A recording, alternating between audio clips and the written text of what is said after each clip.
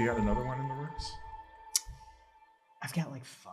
Are you serious? But the thing is that's problematic for me. You know, I need to just make sure that I'm like not trying to write a book to write a book, right? Yeah. And I think that can be. Want this up here, Oh yeah. So as close to you as you can. Yeah. How's that sound level wise? Good. Yeah. Okay. I think I see it on the screen. Yeah. Yeah, I don't want to write a book just to write a book. You know, I want to be able to write a book because I really, really like it's burning desire, you know? And so I've got this backlog of ideas right now that I'm like, all right, but which one of these is really making me come alive?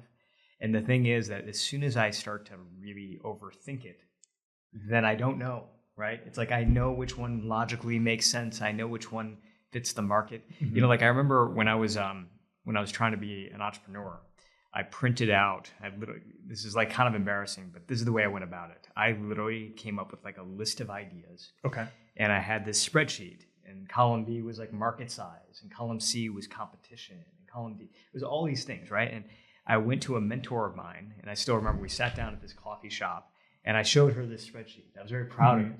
And it was all the research about how the book would perform on a financial level. Well, this is the startup, right? So this is for me. I kind of shifted over to startup. So this is a piece of information, like a lesson that I learned that I now apply to my book writing. So I sit down with this mentor and I show her all these startup ideas and all this analysis around each of the startups.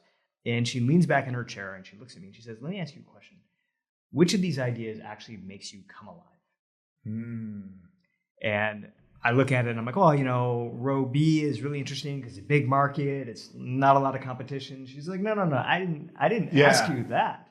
What I asked you is which of these ideas sets you on fire? And I look back at the spreadsheet and I realize none of them. Not a You single. had 5 ideas you wrote down. I had multiple ideas that I'd written down. At the time I had been working in e-commerce, right? I worked at a company called Groupon. So most of my ideas had something to do with e-commerce. But the truth is I didn't really care about e-commerce, right? I just didn't. It's a tough spot because it sounds like it's like, hey, I know this and I probably know more about it than other people. Yeah. So I have a lot to offer and it would be probably an economic success, but it's an obligation. Like you would almost be forcing the work out of yourself. I think that's the thing. I think that's exactly the right point. Is you get this experience, and then you feel like, well, the logical thing to do is to then follow that experience, right? Yeah. But what if your heart isn't into it anymore? And the work suffers when your heart's not into it. Yeah, everyone knows. I mean, you know this better than I think 99% of the people out there. Yeah. I mean, your shift in your life, and by the way, doing it, I think later on in your career than most people have. Yeah. That probably was that challenging for you? It was extremely challenging. So actually, this is a great segue real quick. For those listening, welcome to another episode of Working Class. I'm your host, Attorney Ryan. With me is a special guest and a friend, Suneel Gupta. Suneel's a really interesting guy, serial entrepreneur, founded a very successful healthcare startup, making healthcare more accessible to people. Also had a congressional run, really impressive, speechwriter, multiple book author. And today I want to talk about a book that I wish I had when I was 24 years old. And that's why it was a good segue, Suneel. It's called Everyday Dharma. And I got to tell you, if I had this at 24, oh my God, so much heartache and uncertainty could have been fixed. Because when I was a firefighter in CAL FIRE and I was 24 years old, I had the same problem you were talking about with those books. I was there and people would say, "What do you love about your work?" It's like, well, you know, I like helping people. I like training and knowing my equipment and knowing the best strategies and tactics. And people would say, well, how do you feel about it? I said, well, you know, it's my duty and it's an honor. But how do you feel about it? And over time, I realized that I wasn't happy in the fire service anymore.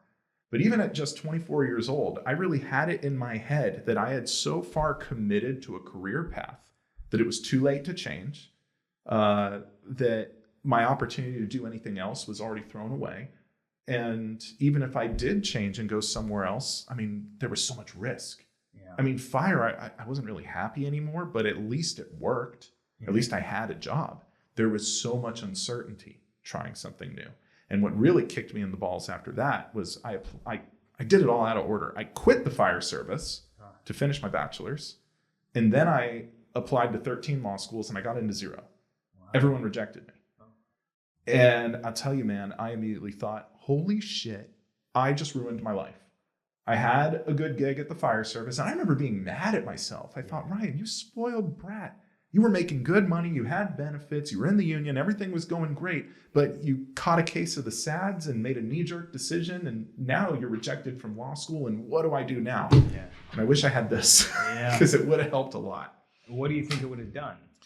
You know, so the book here is Everyday Dharma, and it's 8 essential practices for finding success, enjoying what you do. And what I liked about this book is it takes away that pressure of, oh, I need to be a firefighter, I need to be a doctor, I need to be an engineer, a lawyer, you know.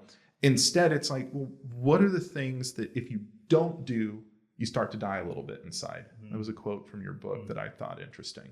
And it's more about what are the things that we do every day that make us feel excited, energetic?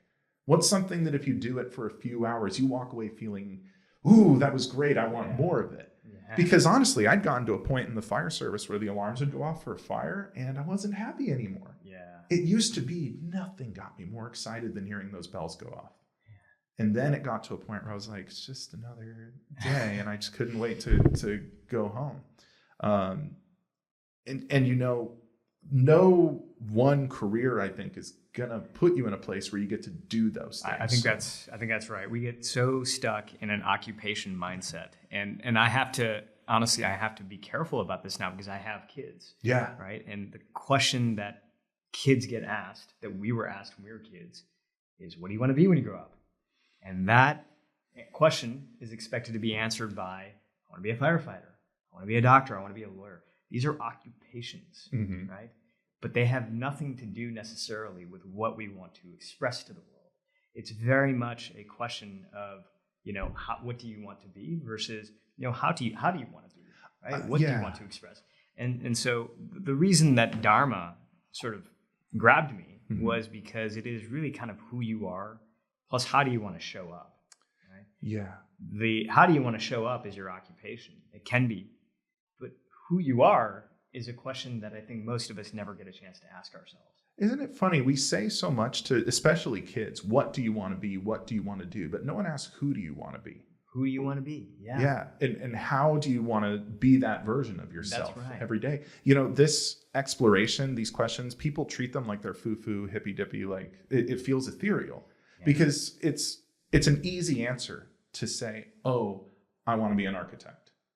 It's a less easy answer to say, I want to be creative and I want my creativity to create spaces where people congregate. You know, and what's cool is when we look at what you talked about in the book, it relieves a lot of the stress, I think. So can you tell us a little bit about, first of all, what is Dharma? Yeah. So Dharma is who you are plus how you show up in the world.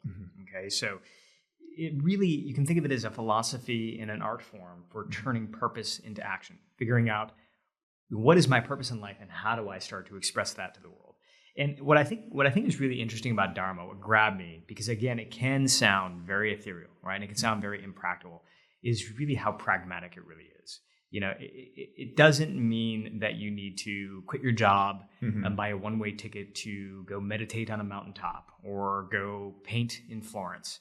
Most of us don't have that ability, right? Yeah. And so sometimes when we think about a concept like Dharma or even purpose, we can think of like this Instagrammable moment where you kind of flip off your boss and you're out of there, right? And you're done. The truth is that we can find Dharma in our everyday lives. Right? And that is really kind of what I wanted to capture, is these little tiny things that we can do. The metaphor that I love the most is that Customato, who was a famous boxing coach. Muhammad Ali called him the greatest boxing coach of all time. He would say that what he would look for in people was a little ember, like a little ember, something inside of them that really kind of brought them alive. And you could just tell there was that little thing. And what he would do is he would fan that ember until it turned into a spark. Right? Yeah. And then he would fan the spark until it turned into a flame. And then he would feed the flame into a big fire. Right. And so that really, I think, is the best way that I can describe Dharma, because it is that we have these little things inside of us that make us come alive. But in the day-to-day grind of what we do, it's very, very easy to dismiss what those things really are. It really is. For a lot of reasons. And I want to know your thoughts on this. I think when I was reading this book, I really thought about my 24-year-old self doing my daily grind at the fire station, just straightforward, blue collar. I was making $16.50 an hour. I didn't have a lot of control over my life. And there was such this overwhelming sense of duty, be a firefighter, be the best firefighter you can be, that things like creative writing, it felt like a waste of time. Yeah. Even though I enjoyed it. Sometimes I'd take time at the station and write little short stories to play. Yeah, it was something fun to do. Yeah. And like I mentioned before we went on air, I wasn't allowed to watch TV as the new guy. That's kind of the hierarchy there. New guy's not allowed to watch TV. So I would write little short stories, but I was embarrassed. As fun as it was, I didn't want the other guys to know I was doing it. Yeah. And what's funny is ultimately writing all of those stories I didn't know at the time ended up being practice for being a good lawyer. It was writing. I didn't know it at the time though. But where I'm getting at is there's people who might be listening who make minimum wage, close to minimum wage. They're in a job that maybe it's just a grind. There's no creative expression. There's not a lot of autonomy. I mean, does chasing your dharma or trying to does that even make sense for someone like that? I think it can feel a little bit hopeless sometimes, right? I mean, when I hear you talk about this, there's a sense of being trapped. Yeah. Right. And I think so many of us feel that way right now. I mean, one of the reasons I wanted to write this book is because I wanted to talk about everyday people, nurses, plumbers, people who are inside big companies. It's not the glamorous stories, but it's the people who are able to find a sense of dharma without escaping their duties, right? Because I think we do have our duties. And one of the things I hear from your story is, look, you were getting paid, you had a job, you were able to make ends meet. To disrupt all of that is a scary thing.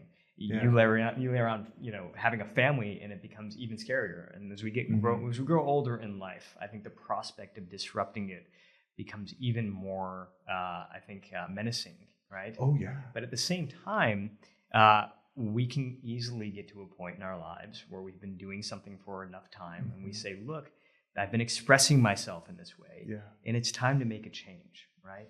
And one of the ways that we can start to do this, I think, is by inviting in these little moments that we know are making ourselves come alive. So, for example, in the book, I talk about this nurse named Karen Struck.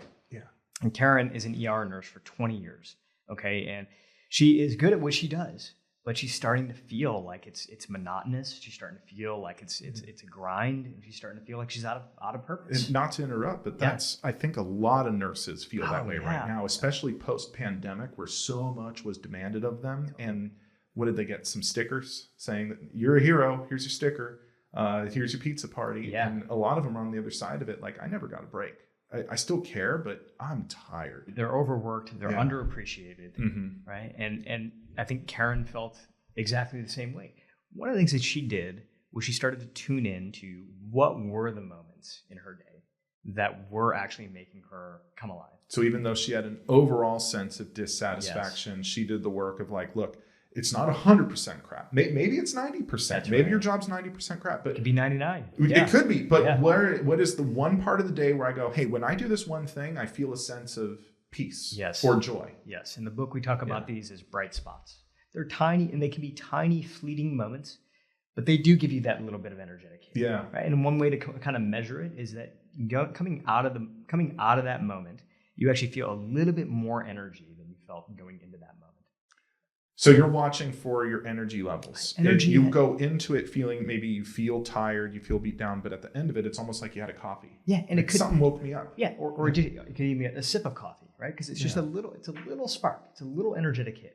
She was finding that when she was filling out patient paperwork, there was this little sort of tedious thing that most nurses have to do in between patient visits. They have to fill out a little bit of paperwork. Yeah. And she was finding that when she would fill out that paperwork, she felt that little spark. So I want to point out, for when we're talking about dharma, which I think dharma means sacred duty, is what it is.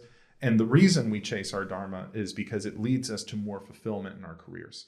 We're not talking about, like you said, we're not talking about quitting your job and moving to a mountaintop and becoming some kind of monk. We're talking about just daily practices, small glimmers of joy that you can invest more time and energy into. Even if you're Karen didn't have to leave her job. Karen did not leave her job. Okay. She found that writing this patient paperwork was making her come alive. So she started putting her heart into it. Mhm. The reason that it made her come alive is because she was able to fill in not just the clinical details, but like who the patient was. Yeah. Who did they love? What do they care about at home? And she liked that. She liked the humanity behind that. So she started to put her heart into these like mundane forms, and they became legendary around the hospital system. She got a reputation. She got a reputation for being this person that reminded other people, the other nurses, the other clinical workers, of why they're here in the first place. People love to read those forms. Now, she didn't have to leave her job in order to invite that part of her in. She was able to fuse duty with dharma, right? And there are many, many cases in the book of people who have done this. Sometimes the answer is to leave, right? Sometimes the answer is, look, this is just not working for me. And that might be the case. But I think step one, before you even make that choice, is starting to tune into what are these little embers in your life right now, whether it's on the job, whether it's when you go home, that are truly making you come alive. Because if you know what those are, you can start to fan those until they become a spark and until they grow into a fire. Now, what's the end game with that? I mean, we talked about the story of Karen. She's a nurse. She's got dissatisfaction. I get it. I really do. Nurses work really hard. She's finding that she has joy in writing patient reports. Awesome. But what's the end game? You're just happier at work, or what do you think is the next step for people? I think you can start, for her, she started to invite more of that into her life. And the way she did that was kind of like what you were doing at the fire station. She had a train ride to work. So she was starting to write. The parallels with me and Karen are really interesting, because my little escape at the firehouse was those short stories I was writing. And it didn't, and at the time it didn't lead anywhere. It didn't, I didn't show it to any other firefighters. It didn't get me a promotion, didn't get me a raise. But years later, I was like, oh my gosh, it's storytelling. And now as an attorney who represents working class people and presents their story to a jury, all of that practice came up. So I think one thing tell me if you feel differently. A cool thing about practicing your dharma is you're laying seeds, and you don't really know where those seeds are going to grow.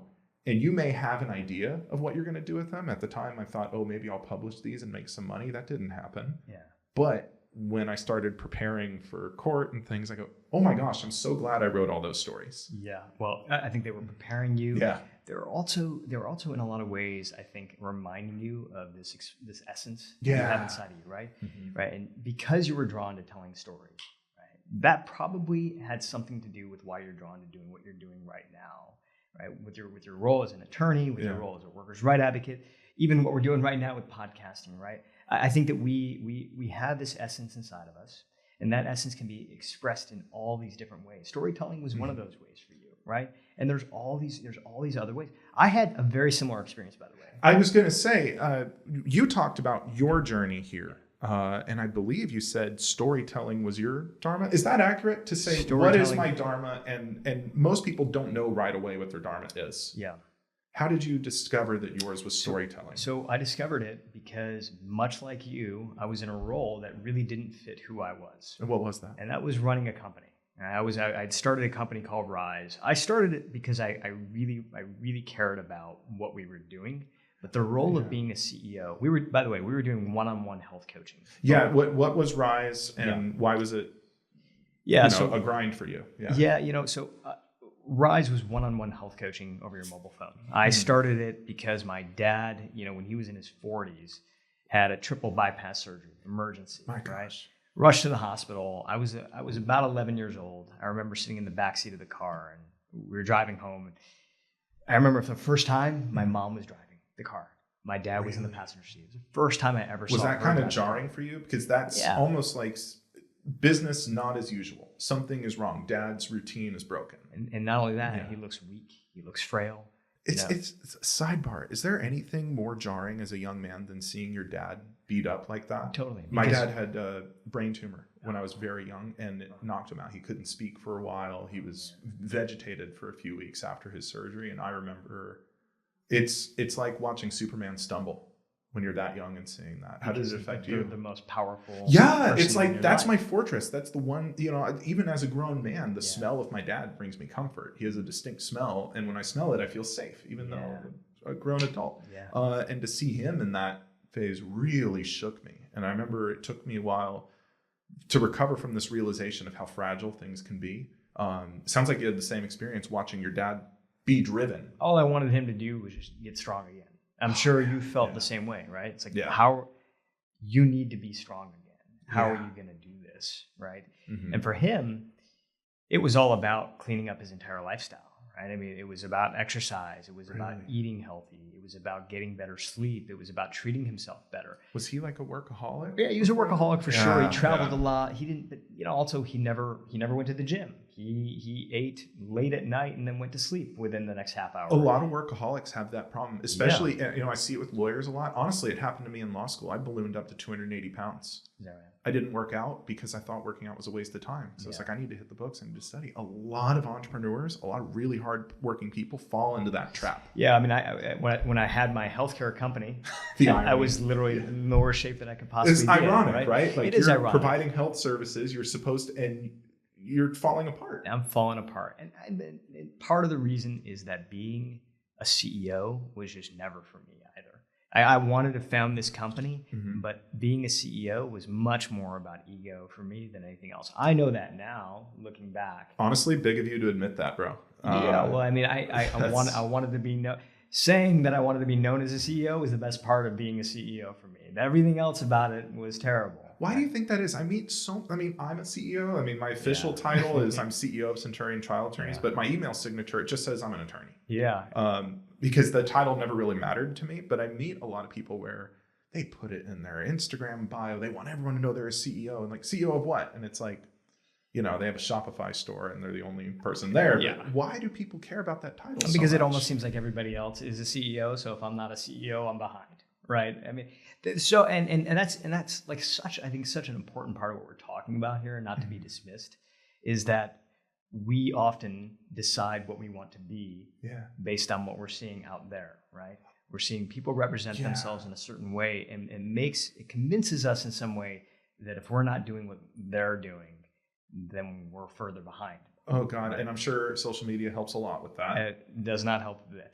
Oh my God. Sometimes I wish I should probably do a series because I get people reaching out to me because obviously I look successful online, as do you, because we present the best parts of ourselves. But I think I should probably show them how mundane things are. I was sitting just waiting to be called in court the other day, and it's just this boring lobby, no big deal. Like I should have filmed it. Like, look how boring this is. It's not all fireworks all the time. Totally. But we digress substantially. So we were talking about taking your dad to the hospital. This was the impetus of your healthcare company. And he got himself, here's the punchline. Next couple of years, he gets himself into much better shape. Nice. Right? He's working out. He's eating healthy. The doctors at that time were like, if you don't get your acting gear, you got like 10 years, right? I talked to him this morning. He's about to turn 80 this year. Nice. And he's alive, and he's taking his walks every day. But here's what happened. Insurance kicked in and helped him pay for the cost of a health coach. Somebody who was really going to customize his diet, just hold him accountable. Yeah. And it wasn't a big thing. It was more like weekly phone calls with this one person who cared. Well, right? Someone you can check in with once a week would be game changing for so many people. Right? You don't need to go to your primary care physician every week. This was a phone call, but it was like, how did you eat?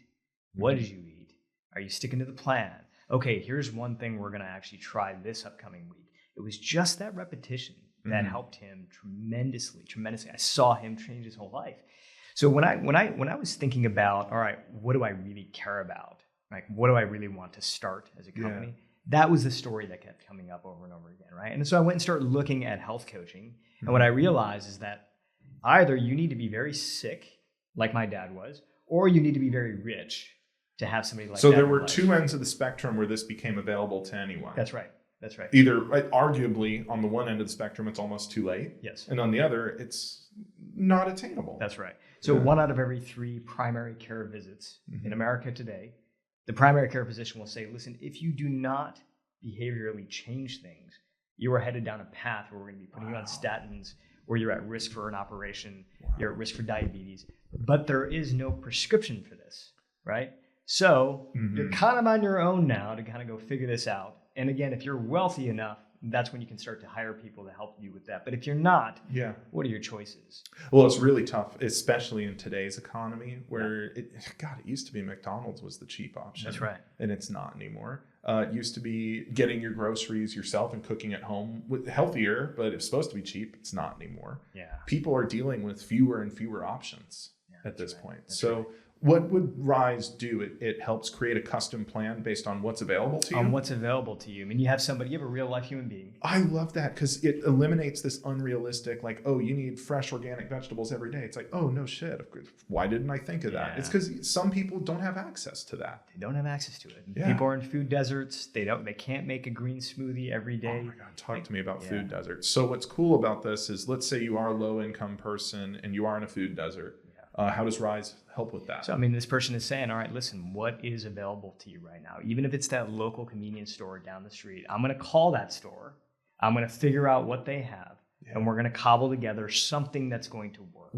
If you're going to the 7-Eleven, like I get pun intended, I guess, you got to make lemonade. You got to figure it out. What does 7-Eleven have that at least is going to be the healthiest option you can have? That's right. Okay. Right. Yep. Sometimes we're not working with a lot, but we work with what we have. And oftentimes it's better than what people will go to if they don't have the guidance. Mm-hmm. So again, this is a service that is expensive. We bring it down to an affordable price point. Mm-hmm. I'm running it as a CEO. I like what we're doing. I don't like what I'm doing on a day-to-day basis. Why didn't you like it? I just don't. Yeah, I don't like managing people. That's not my thing. I kind of want everybody to be my friend, and that's like not necessarily the best CEO characteristic. And I'm not even saying you have to be a dick in order to be a CEO. No, but you can't crave to be their friend all the time. That's right. Exactly. And I hated it. If somebody was having a bad experience at work, I took that so personally. I mean, it was hard. It was hard for me. But I think more importantly, it was more kind of that I just knew that my talent, like what I was like actually enjoying, wasn't necessarily being put to use. But there was one part of the day where I felt that that was not true. There was one part of the day where I actually really enjoyed what I was doing, and that's when I was telling stories. When I got to tell like a customer story to the team, or I got to meet with a potential partner, and tell them about the stories of the people that we were helping, I could feel myself come alive. I could feel that energetic heat. Like time goes by faster. If you had a little ache in your back, suddenly it's not there. Yeah. It's a boost. You know, you come out of it with a little bit more energy than you went in. I'm like, oh, wow. Okay. I felt that. Right. And then when I started to tune into that more and more, I was like, all right, how do I invite more storytelling into my life? Right. Just a question I would ask myself. And the first step was literally taking 10 to 15 minutes each morning. And I would just write, right? And I would just write anything that came to mind. Yeah, what kind of things were you writing? I was journaling. I was journaling about my experience as a CEO. One of the things I was journaling about at that time was I had been through a fundraising round, and I had done it all wrong. I had gone to all these investors, and all of them said no. And then I went out, and I had actually asked people who were really good at this, how do you do it well? And I started to journal about that. I started to write down these little things. Those pages eventually turned into paragraphs, or those paragraphs turned into pages, and those pages eventually I was like, oh, I kind of have something that this like looks like a chapter here. Is this the origins of Backable? This is the origins of my first book. Wow. Yeah. Wow. All right. I love that. So that's a full circle thing. And that's what I want people to hear. Because if let's say you're working in a job that does not pay well, and it doesn't feel like there's a lot of opportunities. But here, if you enjoy storytelling, just journaling a bit about your day. Yeah. In this case, it led to a book. It can lead to a book. For me, it didn't. It didn't lead to a book. It built a skill set that I used later. Yeah. But I think that's a good example to people that expressing your dharma, it's not a dead end. But it doesn't need to have an immediate objective or goal or endpoint when you start. It doesn't even have to have it when you end, to be honest with you. There's a lot of people, I think, who are fulfilling their dharma without necessarily having to hit a goal or a deadline. Meaning that if your goal, like if you really if you love to paint, for example, it's not necessary that you are going to be in a museum one day in order for you to express yourself as a painter for 15 minutes a day, because there's a tremendous amount of value in just getting behind an easel and expressing that part of yourself, just the same way that there was a tremendous amount of value for you inside the fire station to be sitting there and writing those short stories. Yeah. You don't have a book. that's a collection of your short stories right now. But what it did do, getting back to your seed metaphor, is that it planted the seeds for other things to happen.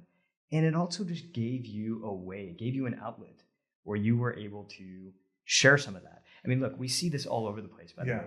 Like Eminem. Eminem is, I talk about Eminem in this book. Right? Who? I don't know. Who? I'm not familiar with this Eminem. I'm kidding. Greatest rapper of all time, no big deal. So Eminem, right, worked at a factory that was actually right down the street from where my parents used to work, a Ford Motor Company, right? And like he would listen to the sounds of metal. He would incorporate the sounds of metal into his music, right? And on the bus rides, if you've seen the movie, you know, like he was riding on the bus to and from.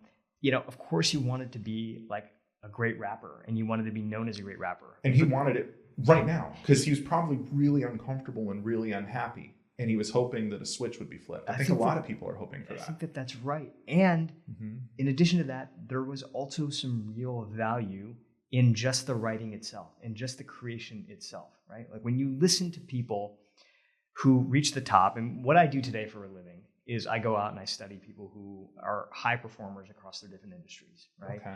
And then I unpack what they do. What were the habits, right? And I bring them back. I'm on faculty at Harvard Medical School, and I analyze these habits, and then I teach them. I teach them in my classrooms.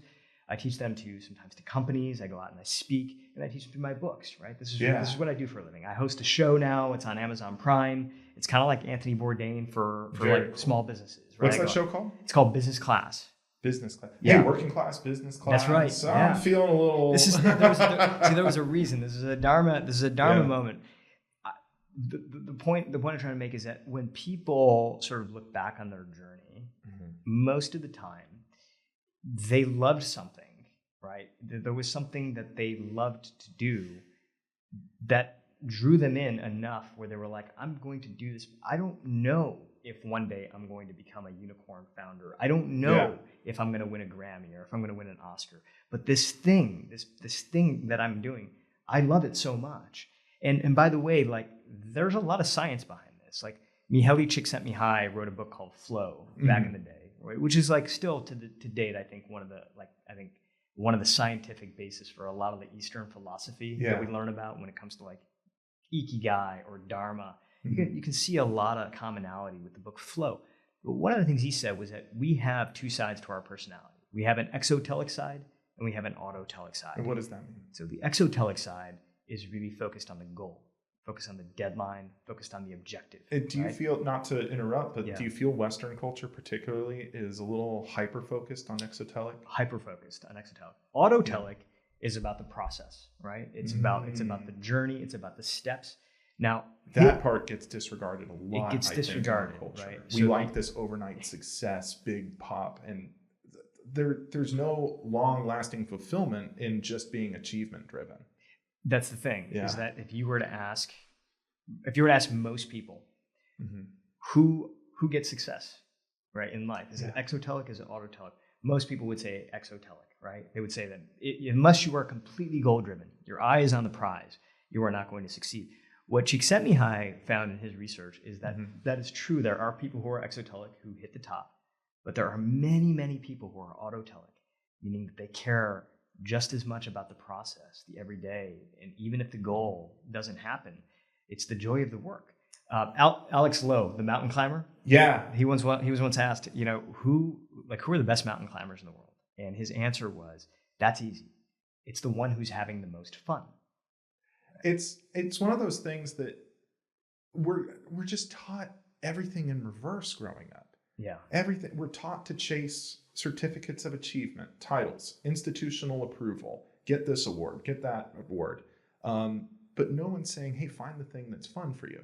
And here's the great irony. If there's a big climbing competition, the guy who is the least wrapped up in winning, the one who's just really enjoying the joy of climbing, tends to be the most successful one. That we see this over and over again, and part of the reason for that is because you are going to lose, you are going to have mistakes, you are going to have setbacks. That's true of anything that we do, right? Anything that matters. When you are completely focused on the goal, the deadline, that's all that matters for you. That's the only reason you got into it for the first place. When that stuff happens, when you make a mistake, when you fail, you are less likely to get back up and try again. Yeah. But if there was another engine that was spun up inside of you, which was just the love of what you were doing, then every setback, every mistake is just part of the game. I love that, because one of the pitfalls I see for people who are very achievement or title driven is you put out this goal. I want to be a doctor. Yeah. And especially if you're just starting college, it's a long way away. Everything between you and that goal has become an obstacle. It's this thing in your way. And I've seen it happen time and again where people resent the journey. It's like, I want to be a doctor right now. I want to be a manager in my job right now. I want that promotion right now. And everything between me and them is a burden. I resent it. I hate it. I'm miserable. Dude, I wasted many years of my life doing that because I knew, okay, I'm going to go to law school. I'm going to be a lawyer. Yeah. And there was a time where I was like, I'm just trying to get my JD. I'm just trying to pass the bar. And everything between me and it made me unhappy.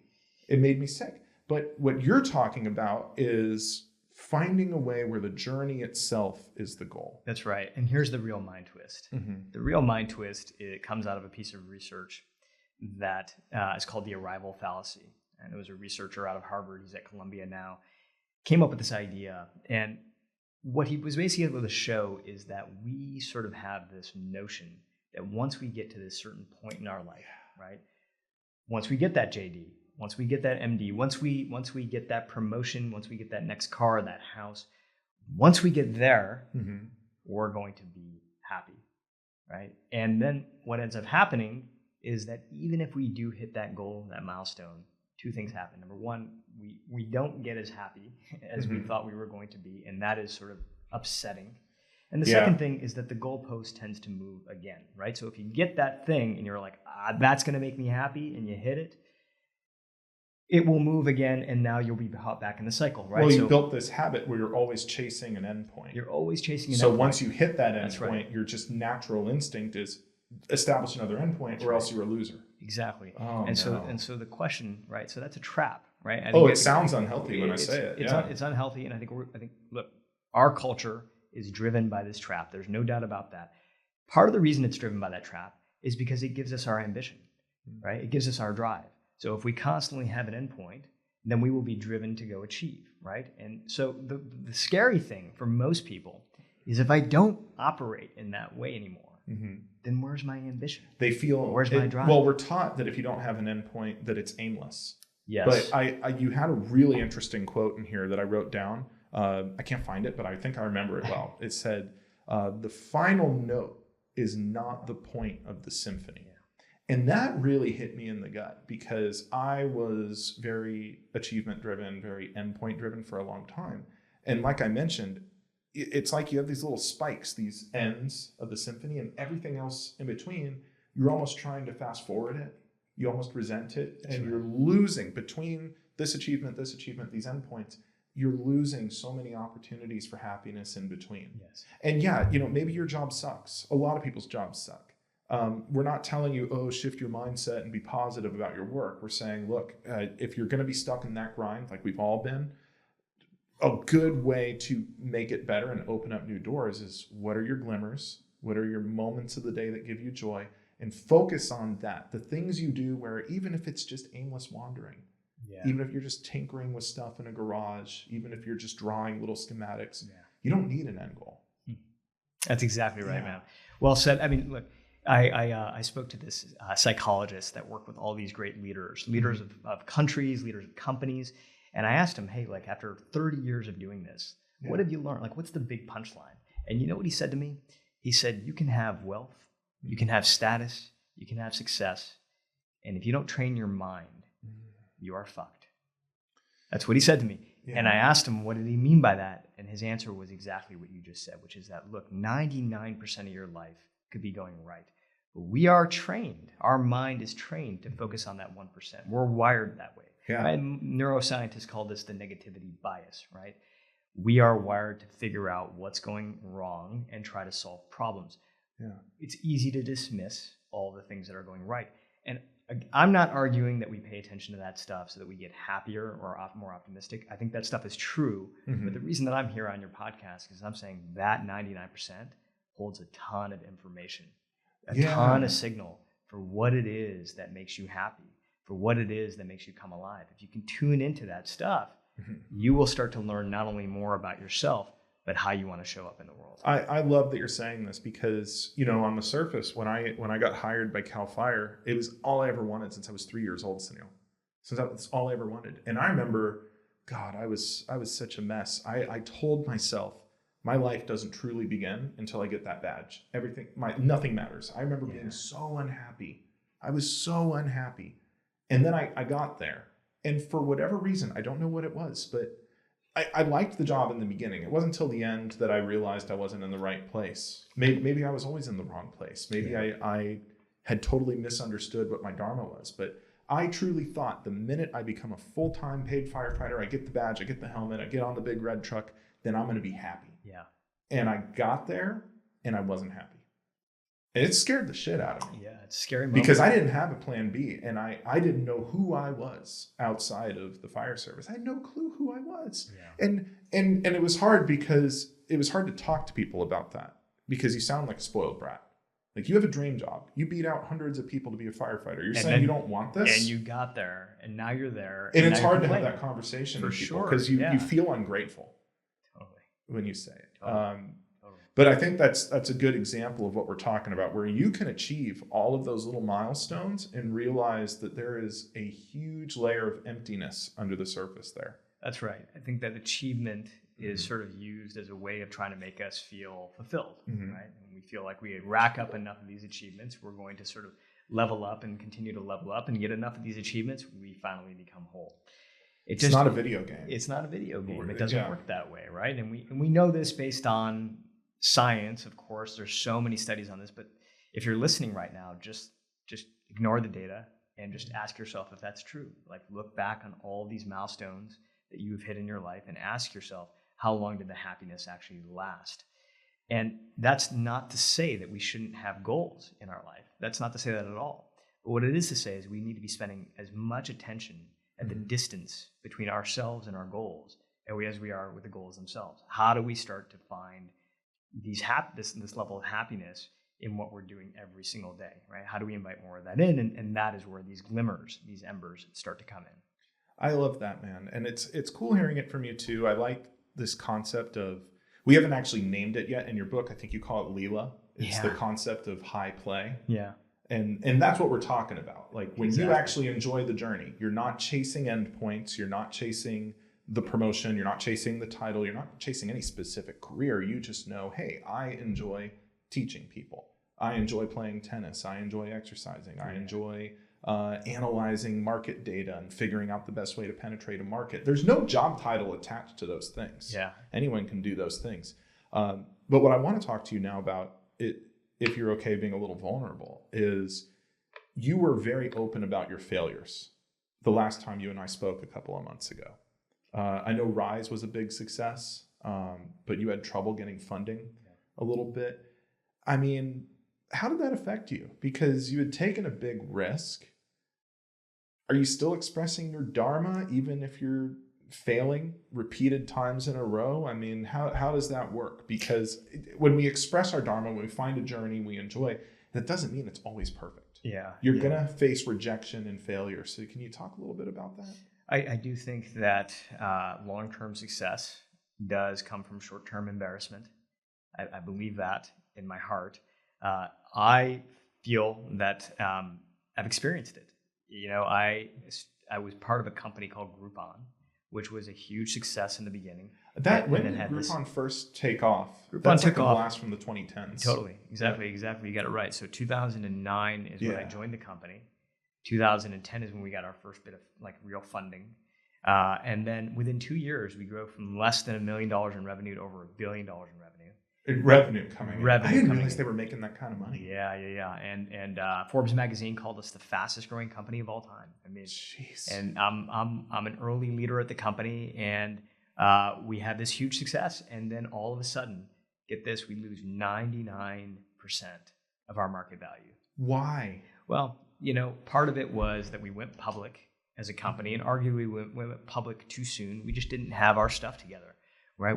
There was a lot of holes in the business model, and probably a lot of details that may not even be worth getting into. But we just didn't it didn't deserve to have that high evaluation to begin with. It sounds like there was maybe, and tell me if I'm wrong, there's this kind of tech founder bias where you're chasing growth at all costs. At all costs. What happens with that is you're not shoring up your foundation. That's right. And so you got a lot of processes that get ignored because anything that, even if it would help in the long run, if it slows down your growth, it slows down your progress to that end goal, the big IPO, it becomes an obstacle. It's like it becomes an obstacle. It becomes something you resent. It becomes something you put away, but there was value in it. That's right. Most companies, most tech companies will try to build the foundation as they go, right? Yeah. And that can be hard. But some companies will ignore that and they'll say, one day we'll do that. You ignore that for too long, it catches up to you. Is that what happened? A lot of it happened. Yeah. There were many reasons why, we failed. But what ended up happening was that New York Times writes an article on failure, and they choose my photo. Oh. They choose my photo as the cover of this article. Well, how did you end up being the face of failure? Yeah. Well, how did that happen? Yeah, poster child for failure, because I had been invited to give a talk on how Groupon failed. I'm not trying to kick you when you're down, because I perceive you as incredibly successful. Well, you've achieved financial success, creative success, business success, social success. You're a successful guy, objectively. I appreciate it. But what an exercise in public humiliation. So that's the thing, man. Oh my God. And this is after about 10 years of being in the workforce. And so I am trying as hard as I can to be known as a success. I want to be seen as a success. If you would have Googled the word failure, that's it, just the word failure, in 2014, my face was likely to be your top search result. Take me back. How did that affect? Because there's people listening where they got a performance review at work that was not fair, or they caught wind that their manager's talking shit about them, or they just realized that they're maybe not as welcome in their office as they thought they were. They didn't get invited to a retreat.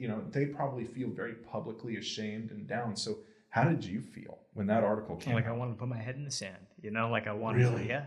Because, part of it too is that I come from a family that is very driven, very ambitious as well, right? Mm-hmm. And I felt like I had let them down. Mm-hmm. I felt like I was married at the time. I felt embarrassed in front of my wife.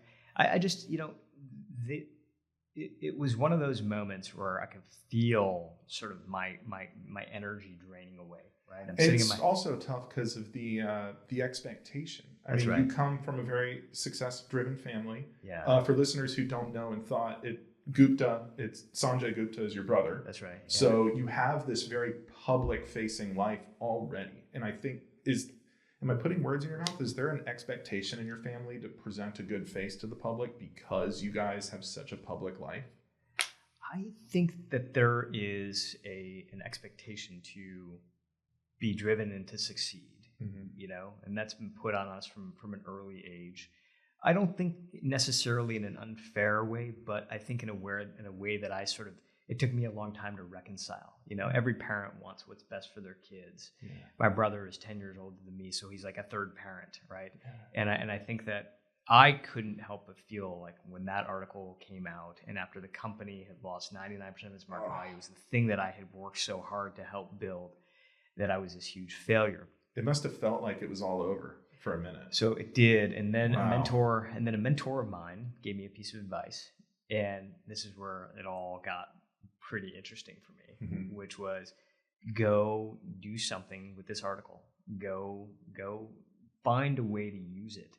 And because you said, I wanted to put my head in the sand. Those were your words. Hide it But away. your mentor said, embrace it. It's already here. You may as well. It's not saying, hey, you're a criminal and you're a terrorist. That's right. Like it's just saying, hey, look at this loser, which sucks. But you didn't do anything morally wrong. Totally. Your ethical reputation was still intact. She's like, look, how many people out there are reading this article and they feel related to you. They feel like a relatability because you failed as well. And but her point, this conversation was all about how many other people out there that we see as successful have had these failures that we have no idea about. So what I started to do, I started to reach out to all these people that I admired. Oscar-winning filmmakers, coaches of professional sports teams, leaders of companies. Did you know these people? No. These are cold emails. These are cold emails, and I would send them a link to the article. Wow. And I'd say, as you can see, I'm the poster child for failure. I don't know what I'm doing. Would you be willing to give me some advice? And the response rate to that email was way, way higher than I would have thought it would be. That's it. So your intro these people, you would go to like an NFL football coach who does not know you and is not expected. You email them. Here's my article saying I'm a big stinking failure. As you can see, I don't know what I'm doing.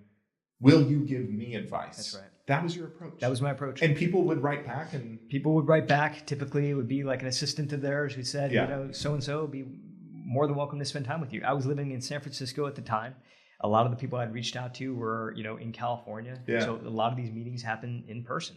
And I would just go and I would listen to them. And the thing about it is that because I was being vulnerable with them, they were being vulnerable with me. And I was starting to learn stories. I was starting to realize that failure was actually it may not have been on their LinkedIn profile. It may not be on their bio, but these failures, these setbacks were part of every story. So for me, I was like, wow, I'm kind of sitting on this data set of these objectively successful people. Wait, question for you. So when you went and had, could you guesstimate how many people you actually got to sit and meet with? Are we talking like a half dozen? So over the past 10 years, this has continued. Wow. Okay. This has continued. So this is my life now. This is what I do. This started early, but I have decided that this is basically my life's work. You were asking about my dharma. I want to find stories of people who are high performers at their lowest moments.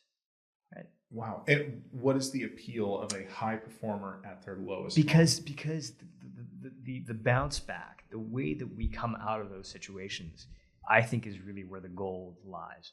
Yeah. Like when I sat down with Bill Gates and I had a conversation with him, and he was like, success is a lousy teacher. Right? It's the failures that teach us really everything, but we're so ashamed of it, right, that we don't talk about it. And therefore, most of the learning that we can share with others never gets taught. Wow. I've heard stories with military training within the Marine Corps when they do like war games and stuff internationally. It'll make headlines. It'll say, the United States lost in its war game exercises against Finland, or the United States lost. And some people read that. You'll see panic articles say, oh my God, our military, it's so weak. Like, what are we doing? Yeah. But I was talking to a few veterans and they say, no, we intentionally set ourselves up to lose in those exercises. The military mindset that was communicated to me was exactly what you said. Like, you don't learn a lot from just dunking on the enemy. You don't learn a lot from just succeeding. If we set up a hypothetical mission and just goes off that glitch, we didn't learn anything. Yeah. So they intentionally handicap themselves because their goal is to lose, which is the weirdest thing, but it makes sense when you think about it because you do learn a lot from failure. Yeah. You don't have that sort of survivor bias where you look back and go, everything was fine, therefore everything I did was fine. And if you have the courage to face failure and come back and practice that, the practice of not running away from failure, I gotta say, man, that took some guts to email what would arguably be the most embarrassing article of all time and saying, this is me, can we talk about it? But what I suspect is that vulnerability opening up to people and saying, hey, here's my low point. Will you share with me your low point, please? Yeah. Did you find that some of those people actually did say, look, man, I never told anyone this before, but...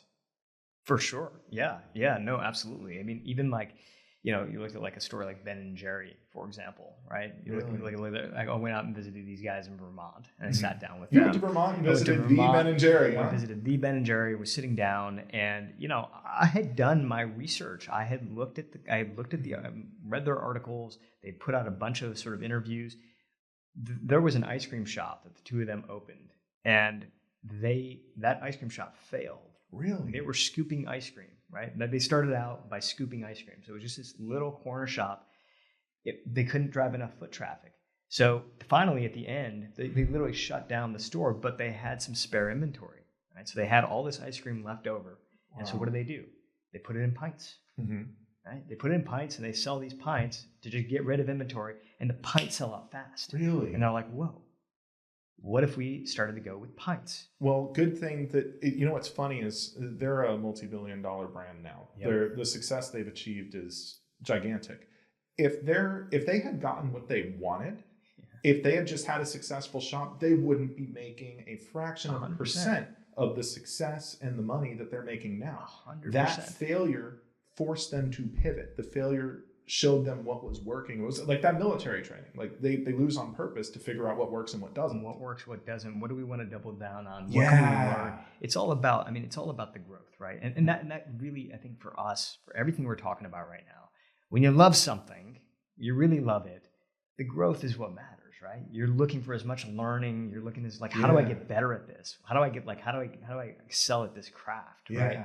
And if you believe that, then the failures in some ways are more valuable, right? Because they kind of get you there faster, right? They give you the lessons a little bit quicker. So that Ben and Jerry story is awesome. I don't know where in your journey it came. I mean, it sounds like this was a therapeutic exercise for you.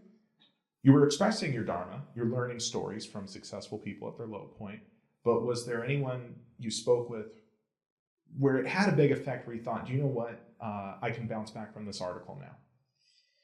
I think it was a collection of folks. Yeah. I mean, when I spoke to Reid Hoffman, who was the founder of LinkedIn, he had 2 startups before then that went nowhere, right? Like they did not, like, I can't even tell you the names of them. Did you have a couple of failed startups too? I did have a couple of failed startups as well. Really? Right? So Groupon being one of them, another one being there was a production company that I had started, and it went nowhere. We launched something at South by Southwest, and it did not work. But yeah, I mean, look, at the end of the day, it was like a refreshing outlook of this stuff is actually going to get me to where I want to be a little bit faster, right? But also, like, for me, because I liked telling stories, I was writing about this, right? I started to write about these stories. At a minimum, you learned what doesn't work, and you got stories. I got good stories, and I enjoyed telling these stories. I liked the idea of, oh, hey, you admire this person? Awesome. And here's what's even more admirable is that, like, they had to bounce back. Right? Yeah. Do you find it? People want to tell stories about their success. It's funny. I think we've all been there. I've been in a dinner party where we're talking to people, and you meet someone where all they talk about is how well they're doing. That's right. Oh, we had a great quarter. We got the new BMW. We're building a deck in the back, and you're just like, oh, good for you, buddy. Is there a reason as humans we tend to feel a little off-put by that? With people just presenting their success over? Is it jealousy? Is it something else? Like, why do we resonate more with people who are open about their failures than people who only show their successes? Yeah, I think it's because it's relatable. Because we all, to a certain degree, feel this way, right? I mean, I this is what I do now for a living. Is I go study successful people. Nobody has batted 1,000. Nobody, right? And I think the thing is, we relate to people who can wear that on their sleeves because it's something that a lot of us want to hide, right? And it's brave. You respect people more who are open about their failures. I think that's right. Yeah. And there's something about someone who's at peace with their failure where just being at peace with it, you get a sense that that's a strong person who's overcome it. Yeah. Mentally. Yeah, that's right. That's right. I think the best, like if you're giving a talk or if you're sharing advice, to be able to say like, hey, look, this is what I failed at. This is what I learned. And this is what I did with it. Right? I don't think that there's a more inspiring way to teach others, right? The other way that we see often taught is, I went out, I got it, I killed it, this is how I did it. It's like, look, I mean, that's not a very relatable, first of all, it's not a very relatable story. Second of all, it may not be a very reproducible story. And I'm glad you brought that up. It may not be reproducible. There's so many factors that lead to success. And the irony is, the part that advice giver, the successful one, left out, all the failures themselves are often the process. Yeah, exactly. Oftentimes it is the fail. I got to tell you, I've learned so much more in my practice from the cases that I've lost. And yes, I have lost cases, folks. I got to say, there's some attorneys who market themselves as undefeated. I think it's really scummy, it means they're either very inexperienced or they're not taking on hard cases. Right. But either way, I think if you're like scoping out an attorney you want to work with, ask them about cases that went south and ask them why. Because I've learned so much from those. And I think that's the case too with founders. You know, if you want to start your own business, if I'm looking to invest money in someone, I might want to know about their failures. Yeah. I want to know how they bounced back from them. Yeah. You know, there's a really good quote that's coming to mind. I think Churchill said it. He said, success is moving from failure to failure with no loss of enthusiasm. That's right. That's right. Yeah. Yeah. And I think I love that quote.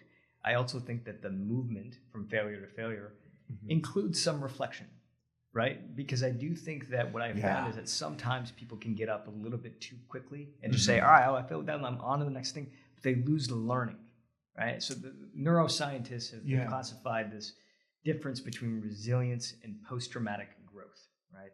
And by post-traumatic growth, it doesn't necessarily have to be capital T trauma. It can be like something that was a setback, but taking a moment to actually reflect on it, to learn from it, right, can be very useful. So you don't want to lose that, right? Because sometimes, again, you can get up a little bit too quickly and move on a little bit too quickly, and you miss the growth that happens in between. Oh, I've experienced that in my business. I remember it was a while ago, we actually had a moment where our cash flow completely choked off. Yeah. Like I had completely miscalculated what my cost of doing business was going to be. And we ran out of money and I had to scramble and get loans and put it together. And it was uncomfortable and it was shitty. I learned a lot though. I learned much more accurately how to predict my costs over a 3-month, 6-month period. And I wouldn't do it again. It wasn't fun, but I'm glad I went through it because I learned so much more than just, oh, you got a huge verdict and you never worried about money again. That's not really a realistic picture. Yeah.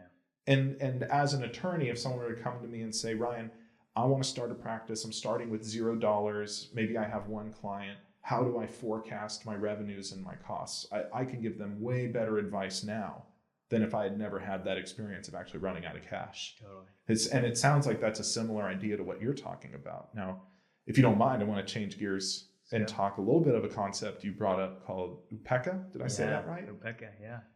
I think you didn't really draw a lot of connections in the book, but I think Lila, this idea of high play and finding joy in the work, and upeka, which I believe is finding comfort in the discomfort. Yep.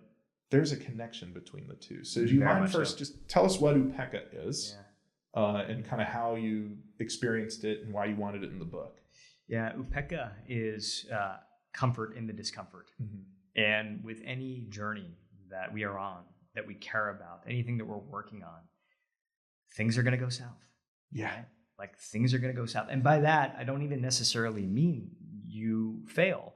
What I mean is that you're going to deal with people you don't necessarily like to deal with. You're going to go through pain that you didn't necessarily feel. Unfair bosses, shitty customers. All of that, right? All of that is part of the game, right? That's all part of the discomfort we find ourselves in. It's all part of the comfort. Okay. You know, Viktor Frankl, he was a Holocaust survivor. He was a neurologist, and he basically said, look, what we are striving for in life is not a tensionless state. We're not trying to escape tension.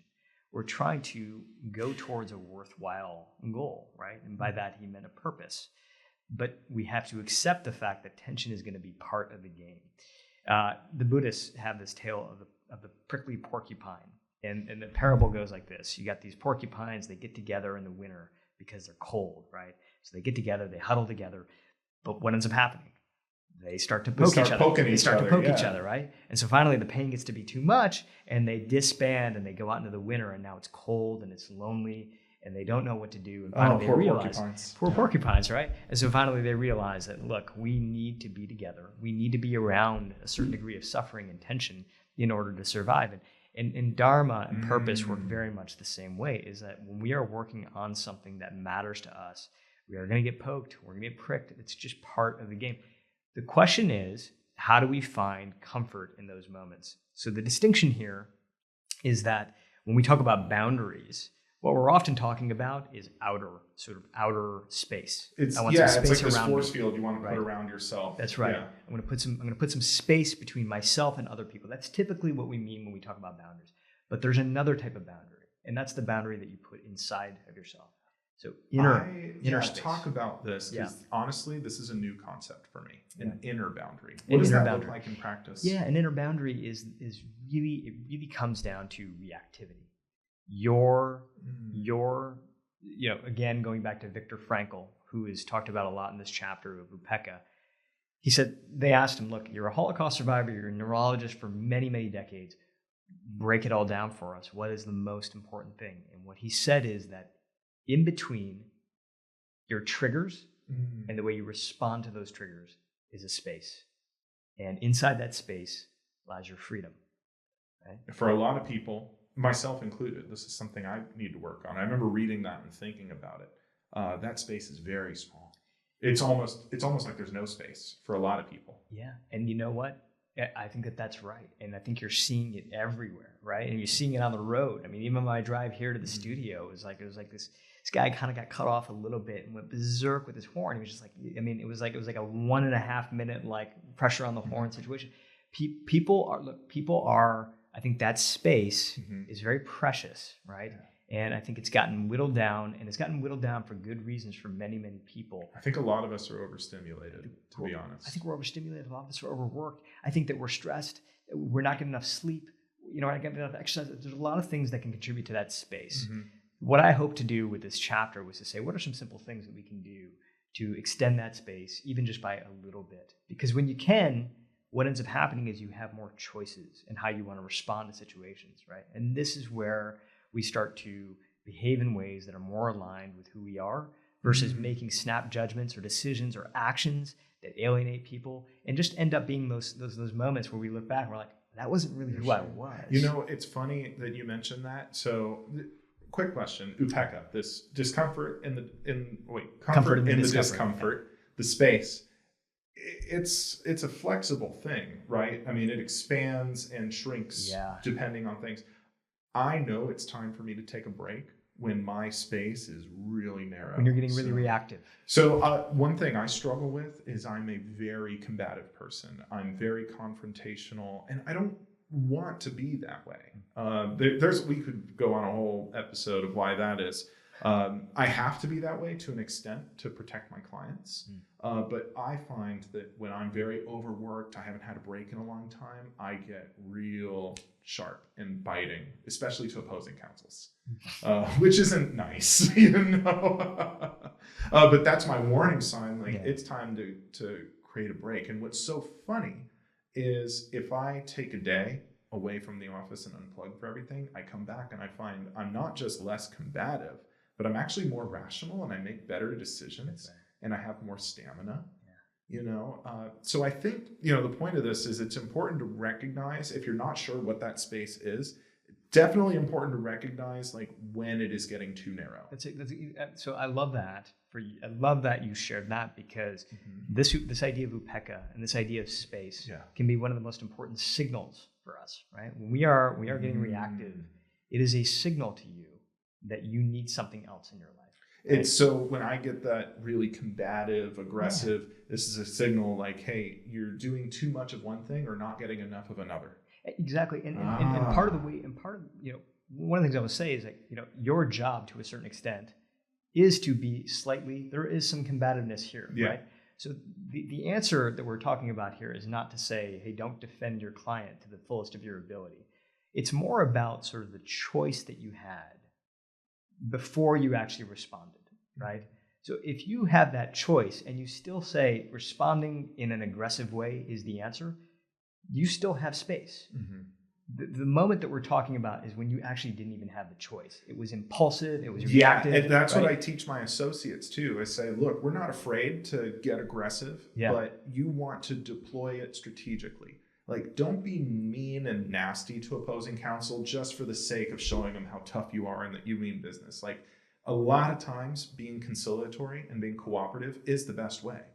Just every once in a while, if being angry is advantageous for the client, if it's going to send the message that we need to send and there's a real tangible goal to be achieved, then by all means be aggressive. That's wonderful. I mean, the way that I like to think about it is like you've spent all this time building all this skill, right? I mean, you've got lots of education and experience and all these things that you've done in your life. And I think people listening right now, same thing. You have all these experiences in your life. You have all these tools you're collecting. You're listening to this podcast.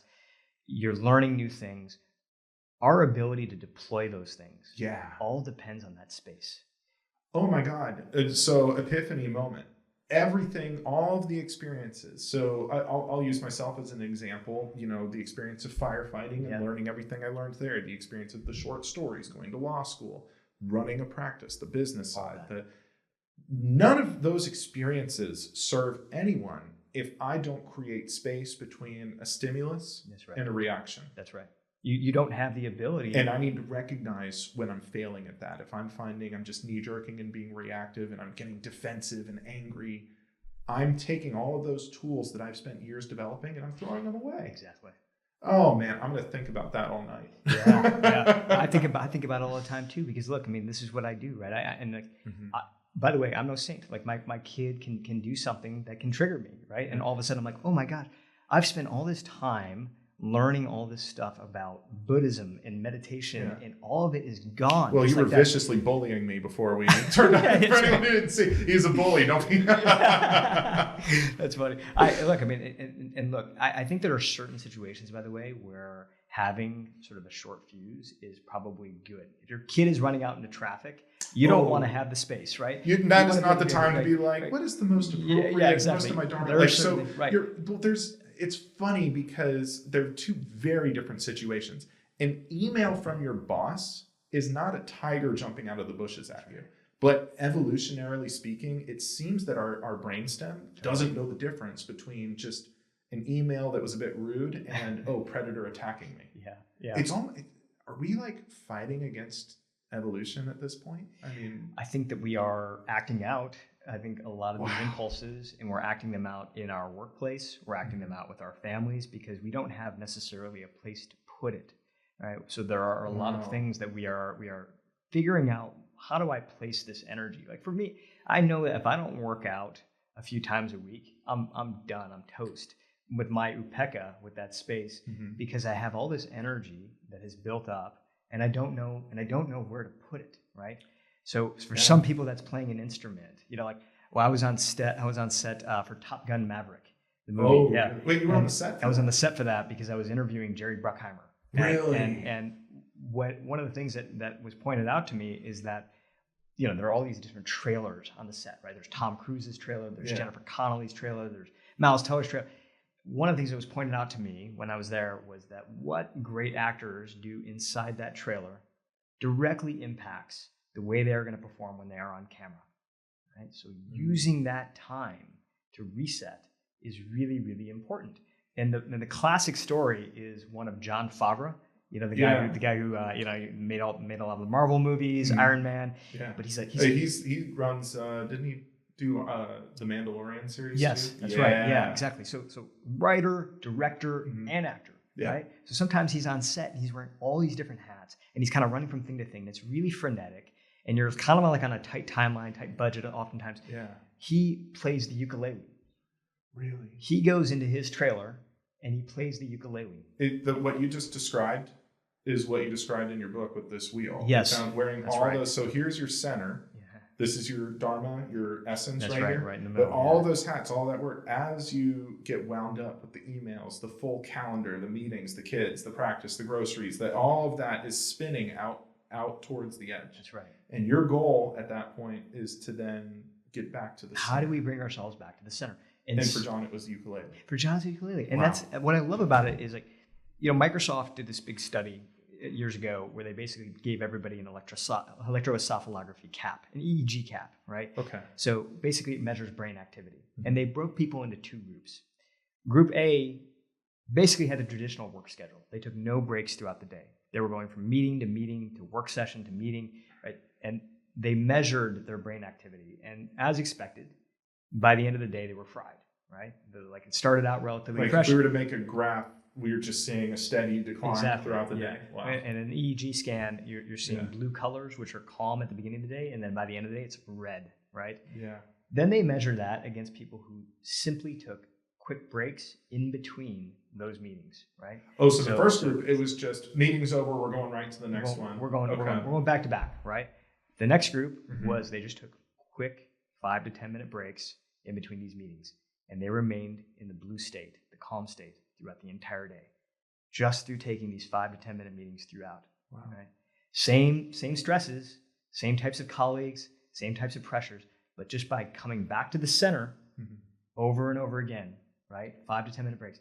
And what are they doing during those 5 to 10 minutes? Doesn't matter. Whatever it is that hopefully calms not you. rage applying to emails. Like it needs to be a real break. It's a break. Yeah. It's a break, right? You could be breathing. You could be taking a walk in nature. You could be playing the ukulele. You could be doing whatever it is that you want. Have a Coke and a smile. Have a Coke and a smile. Yeah. My grandfather would literally just sit on his porch in New Delhi, and he would just sip on coffee. He would sip on his tea. I remember in your book what was so interesting. I think your grandfather this was in India, right? Yeah, He was India. the equivalent of an attorney. Yes, that's something right. like that. That's right. He was like a mediator attorney. Yeah. What struck me about your story of him was the stillness. You know, there was these mornings where he was doing nothing, just sipping, not working. But when people came to him, he would have this big booming voice and just come alive. And this very quiet, peaceful, reserved person just erupts into a state of energy. I remember sitting, going to see him sit on his porch, and he would just sip on his chai. Yeah. And I was like, what is he doing?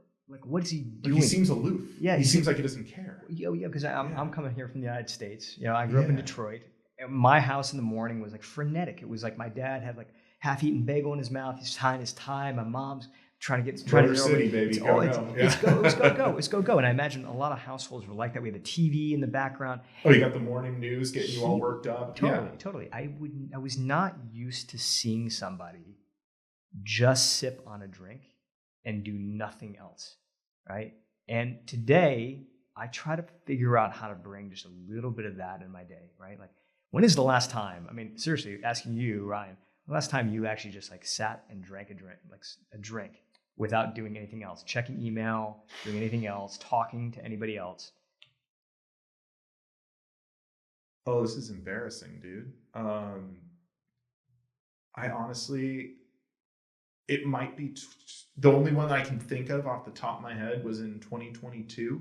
I took a trip to Sicily, and I really took a week off.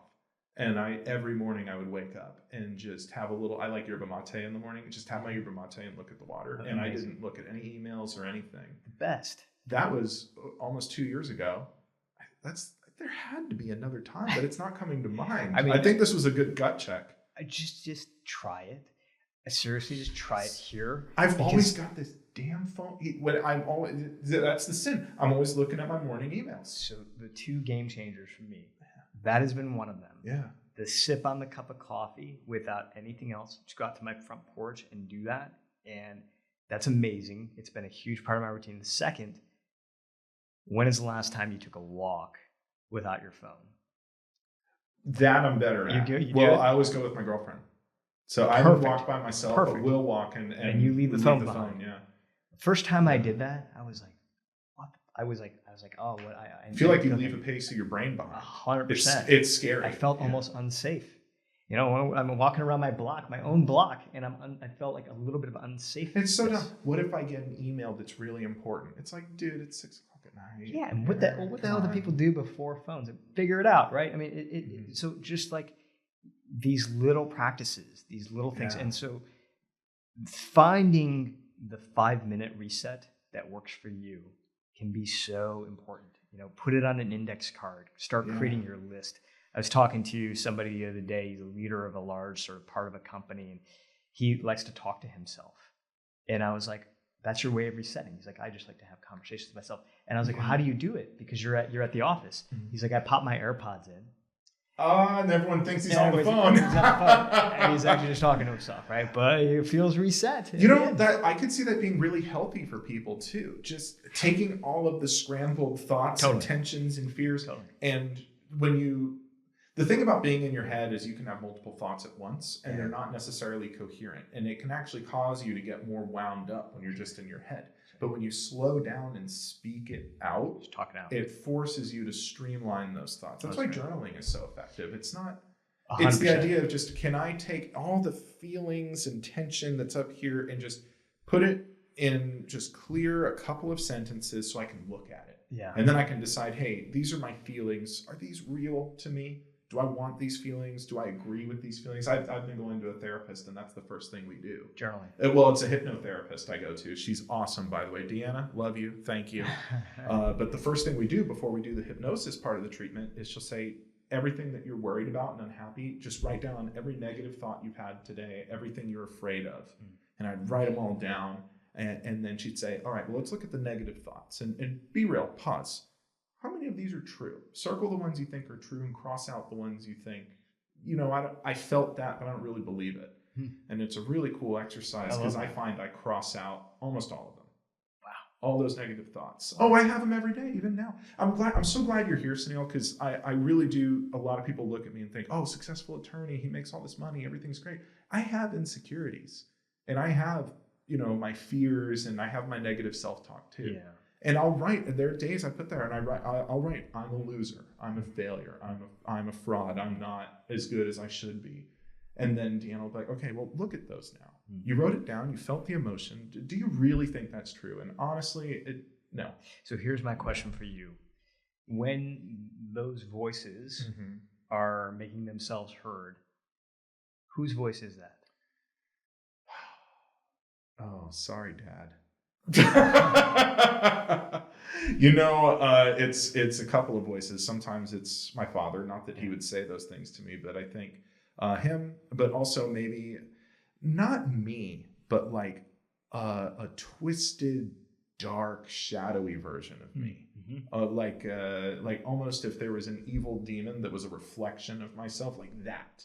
And it's like, I know that shadow is not me. It's just this insecurity that walks with all of us. All of us have this shadow of insecurity. Absolutely. The most confident person you've ever met in your life, I swear to God, when they go home and the lights are off, they have those thoughts too.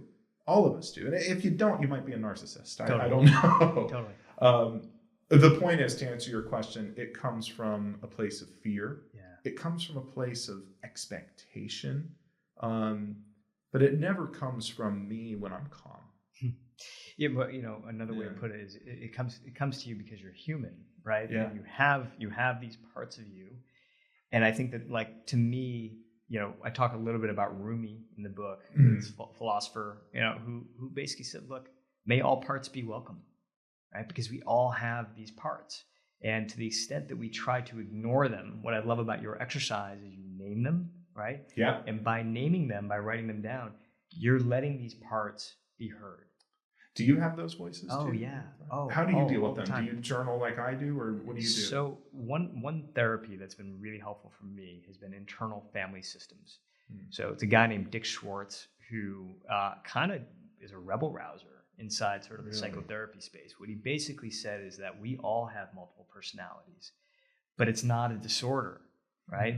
So we all have these different parts of ourselves that oftentimes we are ashamed of. Your creative self, your aggressive self, your our angry self, my irritated self, my insecure self. Right? We all have these parts, and the mistake, he believes, and I do now as well, is that we try to say, that part's good, that part's bad. I'm going to accept the good part. I'm going to exile the bad part. What he says is that every single one of these parts is there for a reason. Even the ones that you are ashamed of are there because they want to help you, even if the way they're trying to help you is in a twisted way. So, for example, insecurity. It sounds like you don't want insecurity, right? Because you want to be bold and you want to be courageous. What purpose is insecurity serving? One of the purposes that insecurity may be serving is to help you not fail, right? Is to help you, is to say, hey, you shouldn't go take a risk on this, or you shouldn't speak out, or you shouldn't run with that idea, right?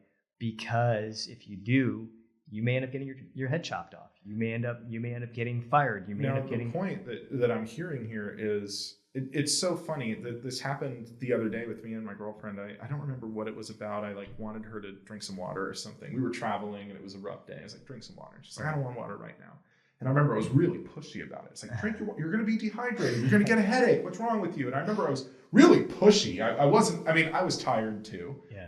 My upeka was very thin from a long day of traveling. Right. I meant well. Yeah. I just wanted her to be hydrated and healthy. But my delivery was garbage.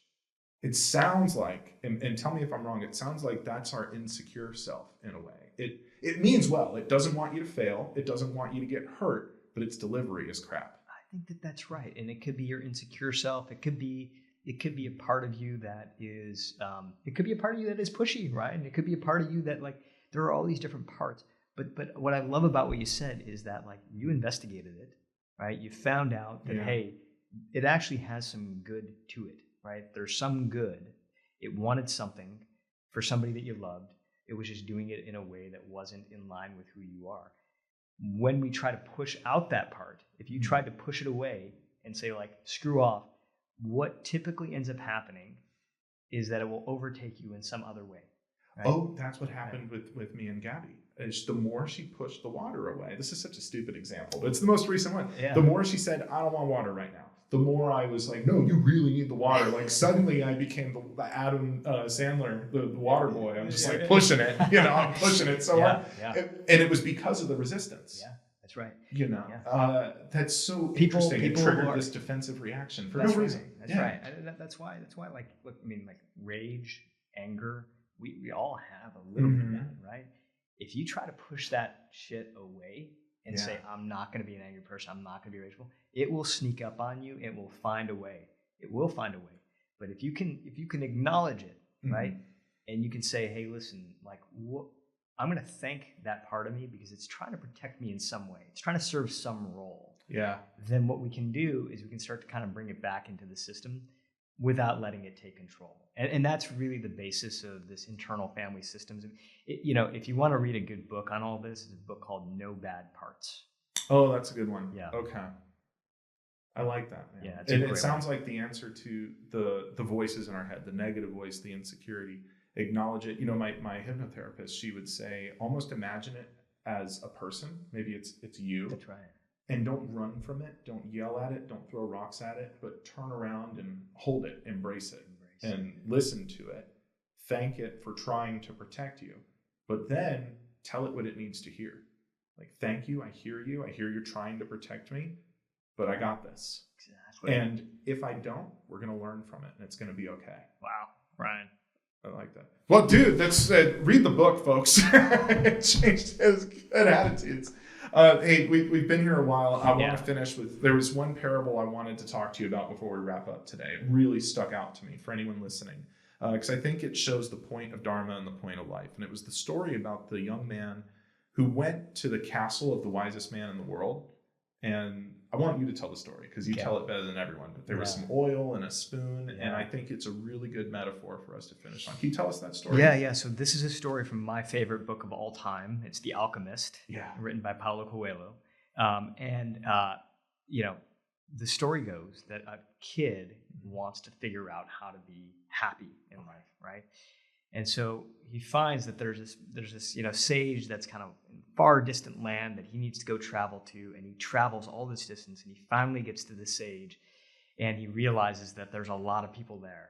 Wow. So he finally kind of works his way up to the kind of the front of the line, and he goes to the sage, and the sage says, I'm busy right now, but here's what I'd like you to do. I'd like you to take this spoon of oil, and I would like you to carry it around my castle, and I want you to go absorb the surroundings. So go take this walk. So the kid goes, and he makes sure that he's not going to drop the two drops of oil on the spoon. The sage told him, don't drop the oil? Don't drop the oil. Just keep the oil on the spoon the whole time. So he comes back after 45 minutes, and he's very proud because both drops of oil are still on the spoon. He did not drop it. And the sage says to him, well, did you take in the surroundings? What did you think of the mountains? What did you think of the garden? What did you think of that waterfall over there? And the boy realizes that he had not absorbed any of that. He went through that whole journey through this magnificent castle, and he didn't see any of the things. Because he was focused on the spoon. He was focused on not dropping the oil out of the spoon. So the sage goes, well, then go back and go absorb all of that. So he does. And he sees all this beauty. He sees the waterfall, sees the mountains, sees the gardens. He comes back.